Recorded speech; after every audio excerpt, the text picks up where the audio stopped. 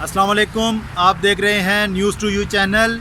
आज हम मौजूद हैं सुप्रीम कोर्ट में। यहाँ पर आज एक बहुत अहम मुकदमे की समाअत थी। मुकदमा था गुज़िश्ता दिनों जो B4U कंपनी के मालिक हैं सैफुर रहमान, इनको अहाता अदालत से नैब हुकाम ने गिरफ़्तार किया था। उस पर अदालत ने नोटिस लिया था। आज उसी मुकदमे की समाअत थी। जस्टिस उमर अता बंदियाल की सरबराही में 3 रुकनी बेंच ने आज इस केस की समाअत की। जो नैब हुकाम हैं, जो DG नैब रावलपिंडी हैं इरफान मंगी और प्रोसिक्यूटर जनरल नैब हैं, उन्होंने अदालत से जो उस दिन वाक़या हुआ था उस पर गैर मशरूत माफ़ी तलब की है।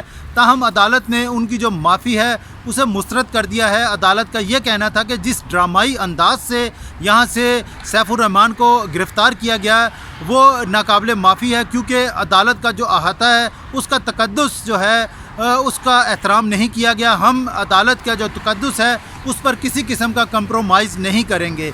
अदालत ने दोबारा जो नैब हुकाम हैं उनसे रिपोर्ट्स तलब की हैं और 2 हफ्ते में कहा है कि वो अपनी अपनी रिपोर्ट्स अदालत में जमा करवाएं। और जो मुलजिम थे सैफुर रहमान, उनकी 2 हफ्ते के लिए अबूरी ज़मानत में जो है वो तोसी कर दी है और 20 लाख के मुचलकों के एवज़ उनकी जो ज़मानत है उसमें तोसी की है। और मुलजिम जो सैफुर रहमान है उनको कहा है कि वो नैब हुकाम से ताउन करें। अगर मुलजिम सैफुर रहमान नैब हुकाम से ताउन नहीं करता तो नैब हुकाम को कहा है कि वो अदालत को आकर आगाह करें।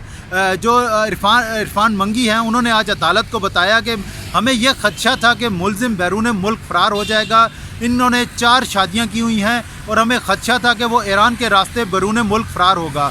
ताहम अदालत ने उनकी जो तमाम इस्तदा थी उसे मुस्तरद कर दिया और अब केस की समाअत 2 हफ्ते के लिए मुलतवी कर दी है। आपसे गुजारिश है कि जो हमारा चैनल है न्यूज़ टू यू, इसको लाइक करें, सब्सक्राइब करें ताकि हर आने वाली वीडियो आप तक पहुंचती रहे।